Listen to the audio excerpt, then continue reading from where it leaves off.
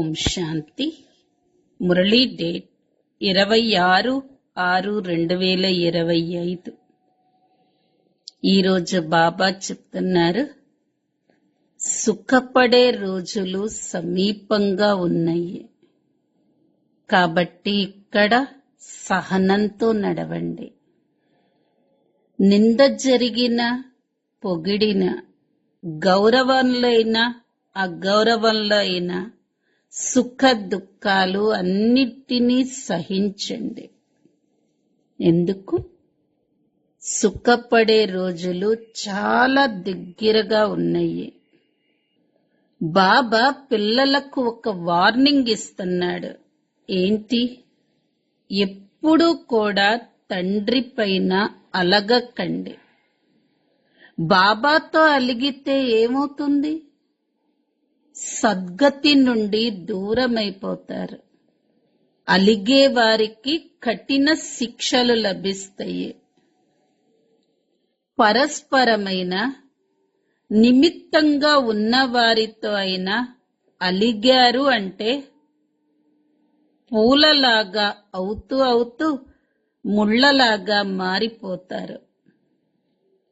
కాబట్టి బాబాతో అలగకండి, అక్కయ్యలతో అలగకండి, మీకు మీరు పరస్పరం అలగకండి. జాగ్రత్తగా ఉండండి.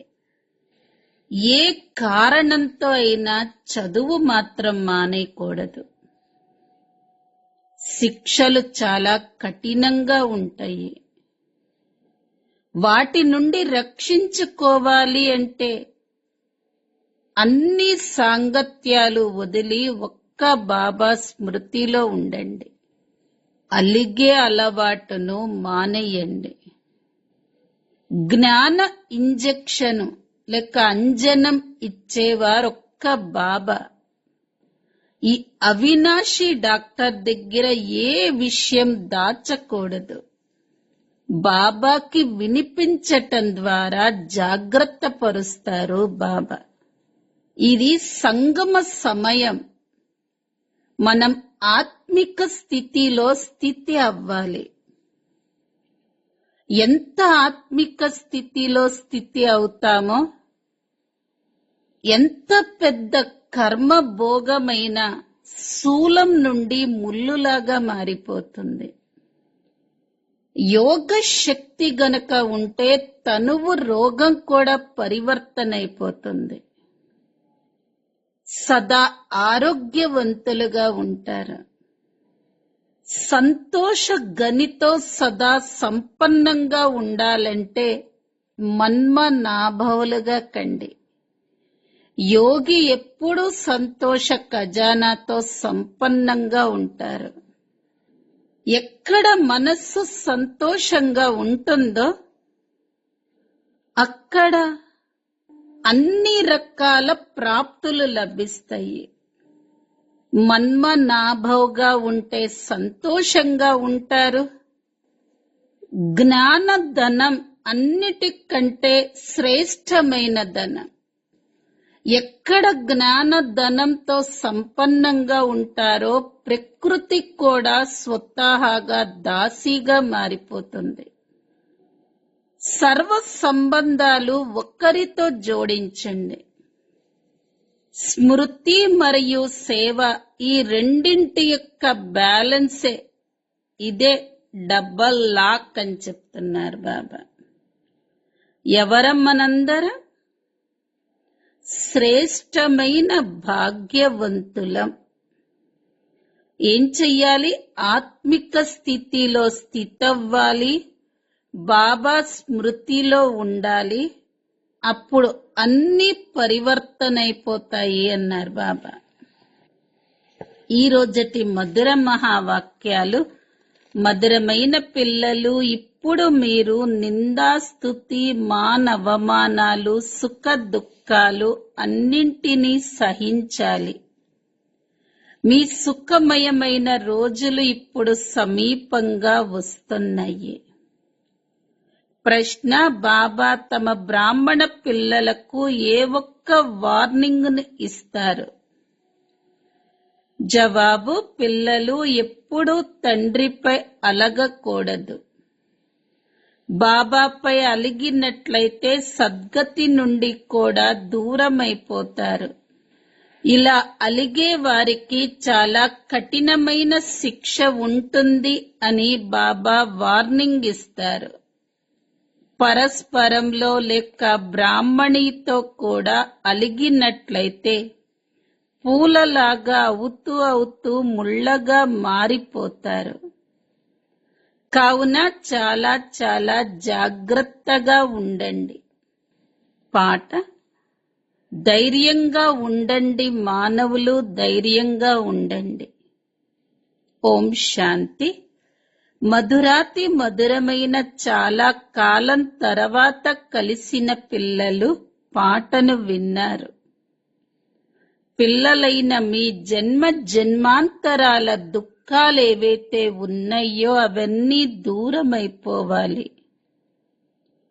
ఈ పాట లైనును విన్నారు. ఇప్పుడు మా దుఃఖపు పాత్ర పూర్తవుతుంది మరియు సుఖ పాత్ర ప్రారంభమవుతుంది అని మీకు తెలుసు. ఎవరైతే పూర్తిగా తెలుసుకోరో వారు ఏదో ఒక విషయంలో దుఃఖాన్ని తప్పకుండా చూస్తారు. ఇక్కడకు బాబా వద్దకు రావటంలో కూడా ఏదో ఒక దుఃఖం అనుభవం అవుతుంది. చాలా మంది పిల్లలకు కష్టం కలుగుతూ ఉండవచ్చని బాబా కూడా భావిస్తారు.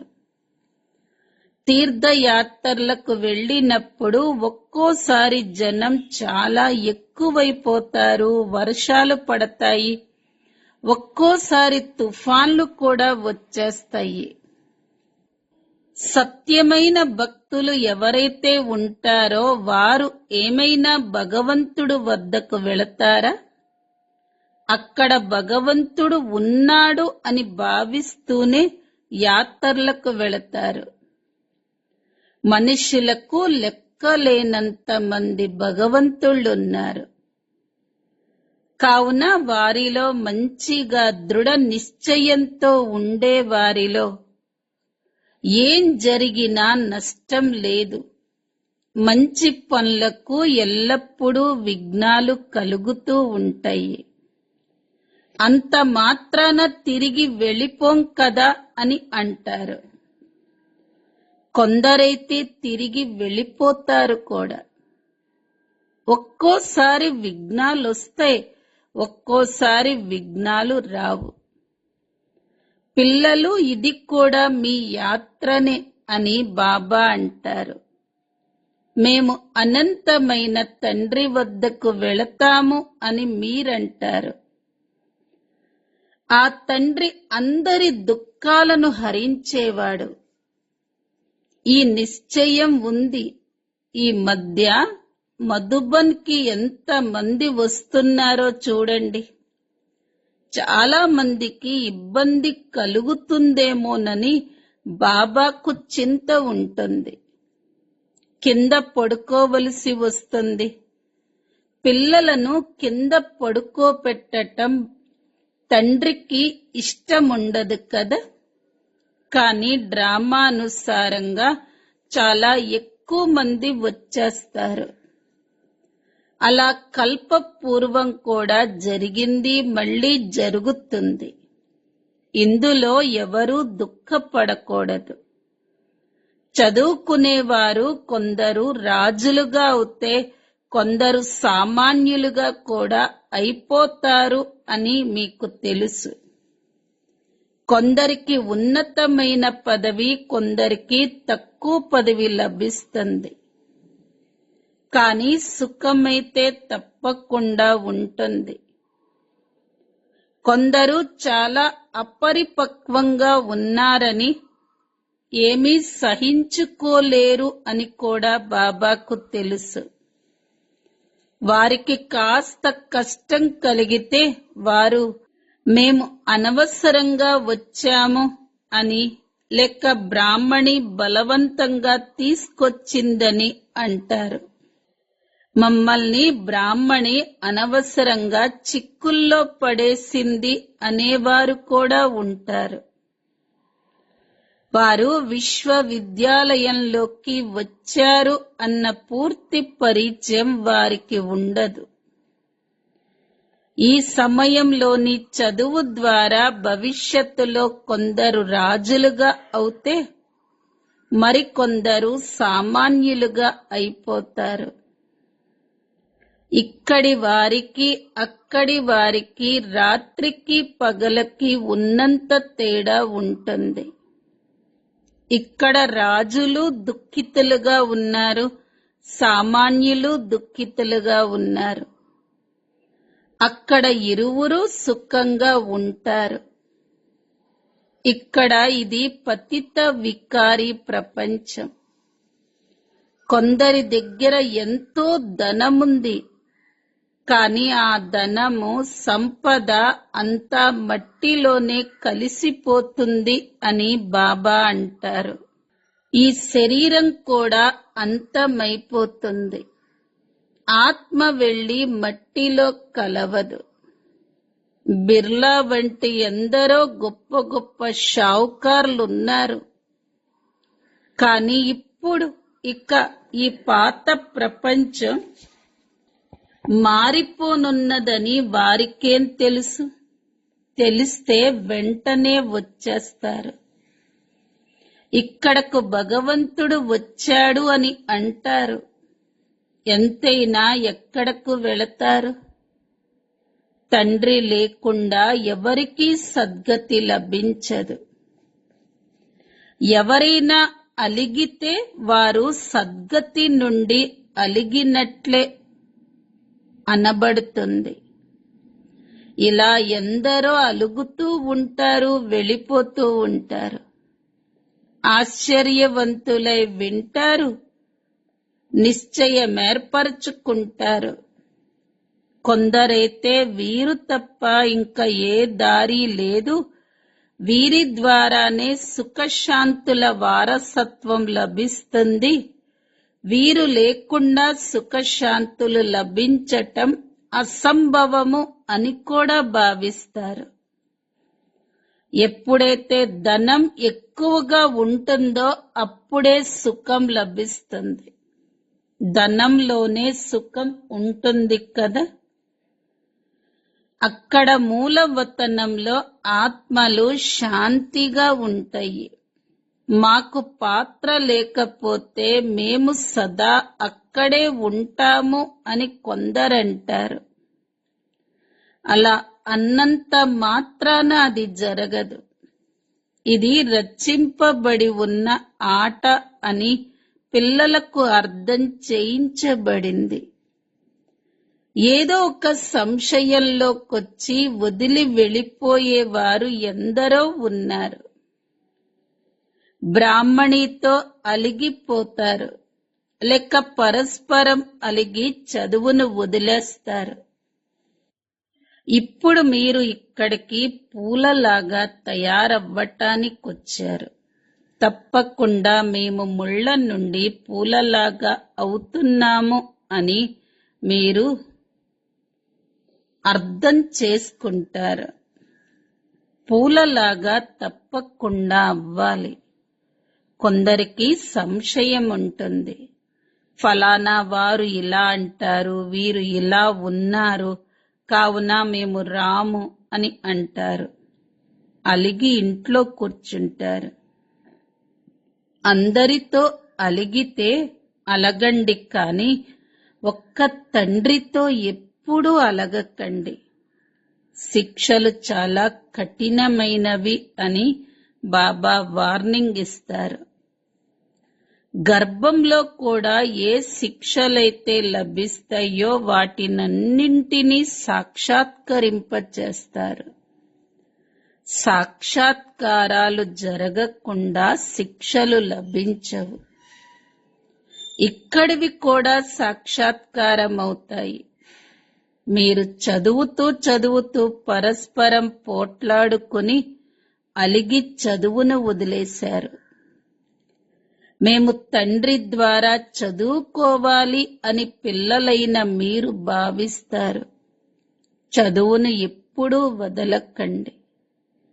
మనుష్యుల నుండి దేవతలుగా అయ్యేందుకే మీరు ఇక్కడ చదువుతారు. ఇటువంటి ఉన్నతోన్నతమైన తండ్రి వద్దకు మీరు వారిని కలుసుకునేందుకు వస్తారు. ఒక్కోసారి ఎక్కువగా కూడా వస్తారు. డ్రామానుసారంగా కొన్ని ఇబ్బందులు కలుగుతాయి. పిల్లలకు అనేక తుఫాన్లొస్తాయి. ఫలానా వస్తువు లభించలేదు, ఇది దొరకలేదు, అది దొరకలేదు. ఇవి అసలు విషయాలే కావు. మృత్యువు సమయం వచ్చినప్పుడు అజ్ఞానులైన మానవులు మేమేం తప్పు చేశామని అనవసరంగా మమ్మల్ని హతమారుస్తున్నారు అని అంటారు. ఆ చివరి సమయంలోని పాత్రనే రక్తసిక్తమైన పాత్ర అని అంటారు. అకస్మాత్తుగా బాంబులు పడతాయి. లెక్కలేనంత మంది మరణిస్తారు. ఇదంతా రక్తసిక్తమైనదే కదా. అజ్ఞాని మనుష్యులు ఆర్తనాదాలు చేస్తారు. పిల్లలైన మీరు సంతోషంగా ఉంటారు.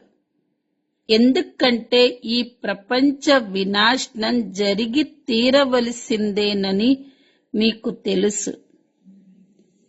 అనేక ధర్మాల వినాశనం జరగకపోతే ఒక్క సత్య ధర్మ స్థాపన ఎలా జరుగుతుంది?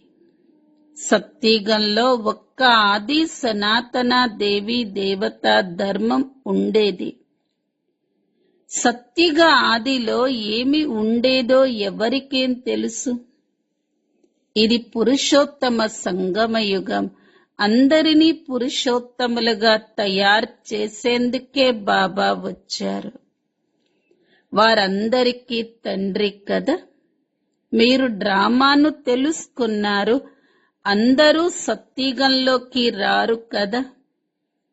ఇంతమంది కోట్లాది ఆత్మలు సత్యుగంలోకి రారు. ఇవన్నీ విస్తారమైన విషయాలు.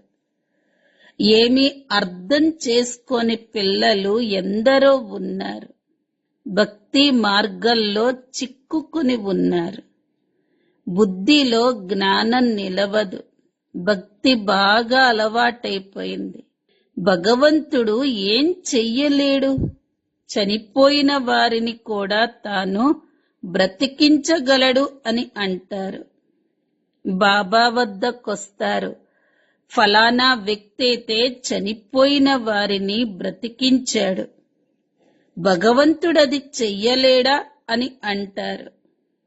ఎవరైనా మంచి పని చేస్తే ఇక తనను మహిమ చెయ్యటం మొదలు పెడతారు. వేల మంది తనకు అనుచరులైపోతారు.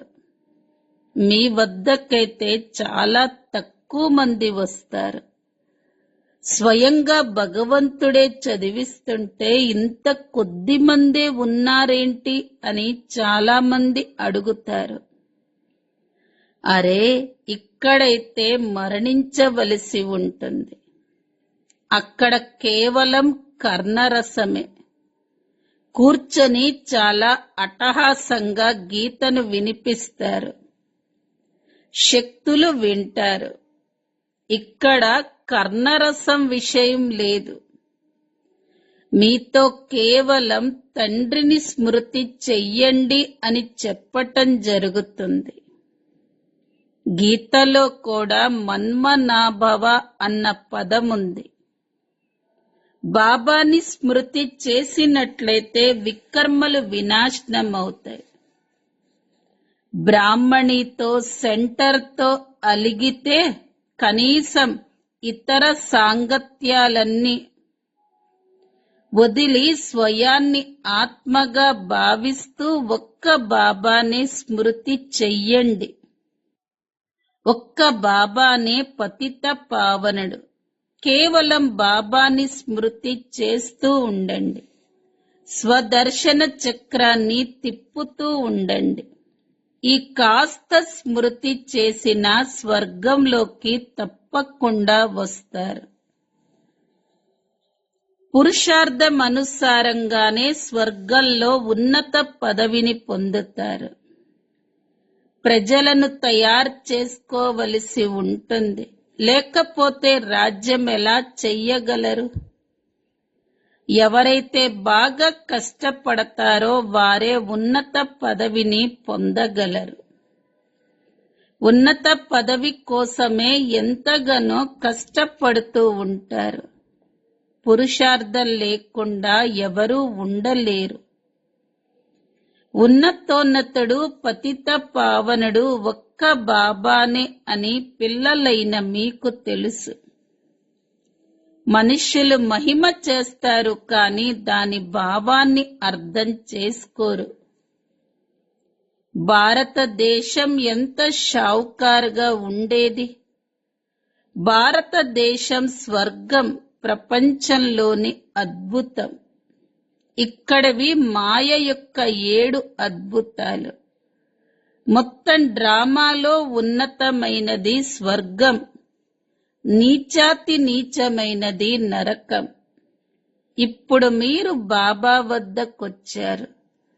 మధురమైన తండ్రి ఇంత ఉన్నతోన్నతంగా పైకి తీసుకువెళతారని మీకు తెలుసు.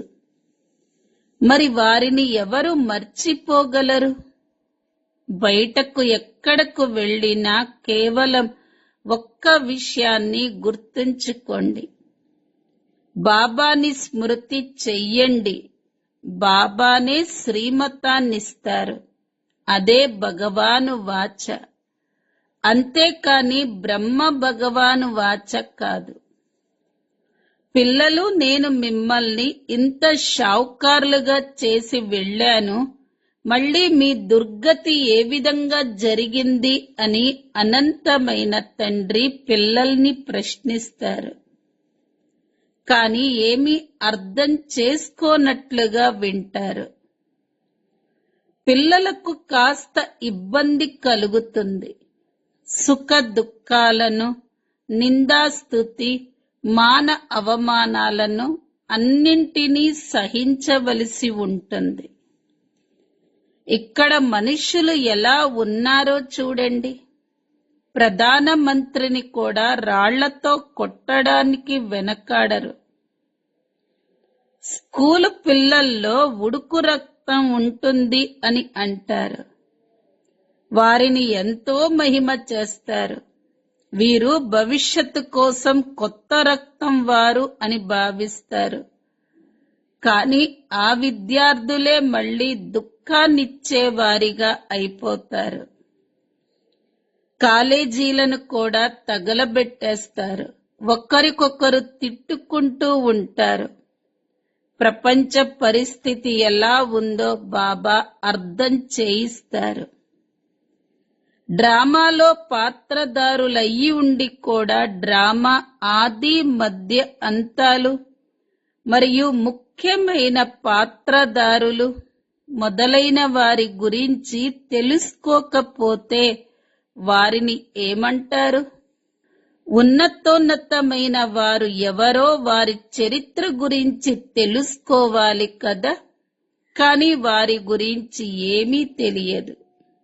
బ్రహ్మ, విష్ణు, శంకరుల పాత్ర ఏంటి, ధర్మస్థాపకుల పాత్ర ఏంటి అన్నది తెలియదు. మనుష్యులైతే అంధశ్రద్ధలలోకి వచ్చి అందరినీ మార్గదర్శకులు అని అనేస్తారు. ఎవరైతే సద్గతిని ఇస్తారో వారే గురువు. సర్వుల సద్గతి దాత ఒక్క పరంపిత పరమాత్ముడే. తాను పరమ గురువు కూడా. అలాగే తాను జ్ఞానాన్ని కూడా ఇస్తారు. వారు పిల్లలైన మిమ్మల్ని చదివిస్తారు కూడా. వారి పాత్రే అద్భుతమైనది. ధర్మస్థాపనను చేస్తారు. అలాగే అన్ని ధర్మాల వినాశనాన్ని కూడా చేస్తారు. ఇతరులైతే కేవలం ధర్మస్థాపనను మాత్రమే చేస్తారు. స్థాపన మరియు వినాశనం చేసే వారినే గురువు అని అంటారు కదా. నేను మహాకాలుడను అని బాబా అంటారు. ఏకధర్మ స్థాపన మరియు మిగిలిన అన్ని ధర్మాల వినాశనం జరుగుతుంది అనగా ఈ జ్ఞాన యజ్ఞంలో స్వాహ అయిపోతారు. ఆ తర్వాత ఎటువంటి యుద్ధము ఉండదు. అలాగే ఎటువంటి యజ్ఞము రచింపబడదు. మీకు మొత్తం విశ్వపు ఆది మధ్య అంతాల గురించి తెలుసు. మిగిలిన వారంతా నేతి నేతి అంటూ ఉంటారు. కానీ మీరు అలా అనరు. తండ్రి తప్ప ఇంకెవరూ ఇవి అర్థం చేయించలేరు. కావున పిల్లలైన మీకు ఎంతో సంతోషం ఉండాలి. కానీ మాయ ఎలా ఎదుర్కొంటుందంటే దానితో స్మృతే తొలగిపోతుంది. పిల్లలైన మీరు సుఖ దుఃఖాలను మాన అవమానాలను అన్నింటినీ సహించాలి. ఇక్కడ ఎవరిని అవమానపరచటం జరగదు. కానీ అటువంటి విషయం ఏదైనా ఉంటే బాబాకు రిపోర్ట్ చెయ్యాలి. రిపోర్ట్ చెయ్యకపోతే ఎంతో పాపం అంటుకుంటుంది. బాబాకు వినిపించటంతో వారిని వెంటనే అప్రమత్తం చేయటం జరుగుతుంది. ఈ డాక్టర్ దగ్గర ఏదీ దాయకండి. వీరు చాలా పెద్ద డాక్టర్. ఇది జ్ఞాన ఇంజెక్షన్. దీన్ని అంజనము అని కూడా అంటారు. అంజనాన్ని జ్ఞానంజనము అని కూడా అంటారు. ఇందులో గారడి మొదలైన విషయాలేవీ లేవు. మీకు పతితులను పావనులుగా తయారు చేసే యుక్తిని తెలియచేసేందుకే నేనొచ్చాను. పవిత్రంగా అవ్వకపోతే ధారణ కూడా జరగదు అని బాబా అంటారు. అందుకే ఈ కారణంగానే పాపాలు మళ్ళీ జరిగిపోతూ ఉంటాయి. దానిపై విజయం పొందాలి. స్వయమే వికారాలలోకి వెళుతూ ఉంటే ఇతరులకు చెప్పలేరు. అది మహాపాపమైపోతుంది. రామ రామ అంటూ సాగరాన్ని కూడా దాటేయచ్చు అని చెప్పే పండితుడి కథను కూడా బాబా వినిపిస్తారు. మనుష్యులు అది నీటి సాగరమని భావిస్తారు. ఏ విధంగా ఆకాశపు అంతాన్ని పొందలేరో అలాగే సాగరం అంతాన్ని కూడా పొందలేరు. అలాగే బ్రహ్మ మహత్తత్వపు అంతాన్ని కూడా పొందలేరు. ఇక్కడ మనుష్యులు వాటి అంతాన్ని పొందేందుకు ప్రయత్నిస్తారు. కానీ అక్కడ ఎవరూ పురుషార్థాన్ని చెయ్యరు. ఇక్కడ ఎంత దూరం వెళ్ళినా మళ్ళీ తిరిగి వస్తారు. పెట్రోల్ లేకపోతే ఎలా రాగలరు? ఇది సైన్స్ వారి అతి అహంకారం. దాంతో వినాశనం చేసేస్తారు. విమానాల ద్వారా సుఖము ఉంది, అలాగే వాటి వల్ల అతి దుఃఖం కూడా ఉంది. అచ్చా, మధురాతి మధురమైన ఆత్మిక పిల్లలకు మాతా పిత బాప్ దాదాల ప్రియ స్మృతులు మరియు గుడ్ మార్నింగ్. ఆత్మిక పిల్లలకు ఆత్మిక తండ్రి నమస్తే. ఆత్మిక పిల్లలవి ఆత్మిక తల్లి తండ్రులకు ప్రియ స్మృతులు, గుడ్ మార్నింగ్ మరియు నమస్తే. ధారణ కోసం ముఖ్య సారం. మొదటి పాయింట్, ఏ కారణంగానూ చదువుని వదిలిపెట్టకూడదు. శిక్షలు చాలా కఠినమైనవి. వాటి నుండి రక్షించుకునేందుకు మిగిలిన సాంగత్యాలన్నింటినీ వదిలి ఒక్క బాబాని స్మృతి చెయ్యాలి, అలగకూడదు.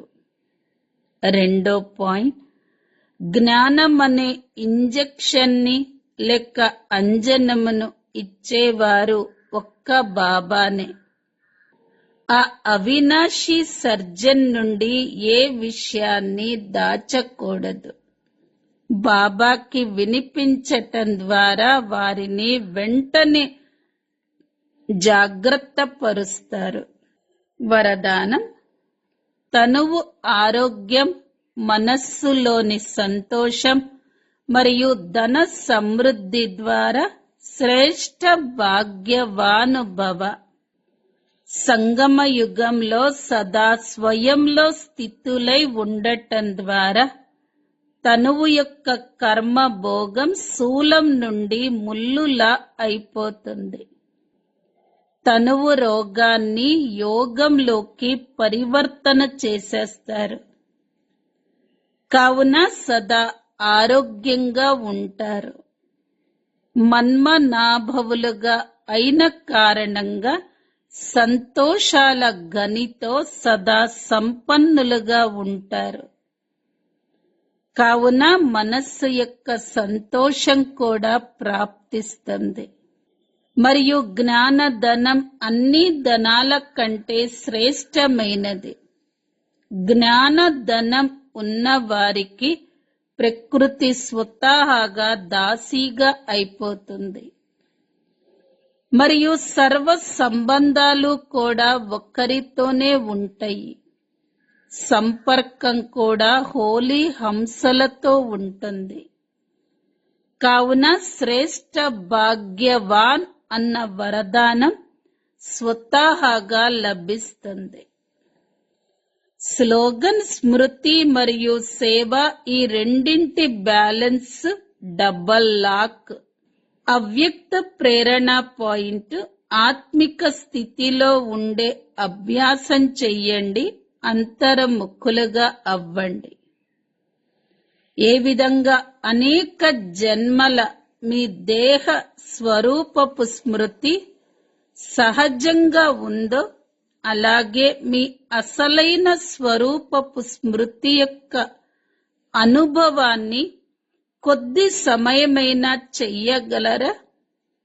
ఈ మొదటి పాఠాన్ని పూర్తి చేసినప్పుడు మీ ఆత్మ అభిమాని స్థితి ద్వారా సర్వాత్మలకు సాక్షాత్కారం చేయించేందుకు నిమిత్తులుగా అవుతారు. పవిత్రత గుణమే పరివర్తన శక్తికి ఆధార స్తంభం. మమ్మ ప్యూరిటీ యొక్క పర్సనాలిటీ అంటే పవిత్రత యొక్క వ్యక్తిత్వం, రాయల్టీ, త్యాగము, కర్తవ్య నిర్వహణలో సదా నెంబర్ 1 గా ఉన్నారు. ఇంత చిన్న ఆయువులో కూడా ఇంత పెద్ద గొప్ప పరివర్తనను మొదట స్వయంలో చేసుకుని చూపించారు. మరియు వారి ఆత్మిక పర్సనాలిటీ ఆధారంతో ఇతర ఆత్మలను కూడా పరివర్తన చేశారు. ఏ విధంగా మమ్మ పరివర్తన శక్తికి ఆధార స్తంభంగా అయ్యారు. మరి అదే విధంగా మనం కూడా పవిత్రతా శక్తిని ధారణ చేసి స్వయంతో పాటు ప్రకృతి సహితంగా సర్వ వ్యక్తులను పరివర్తన చేయాలి. ఓం శాంతి.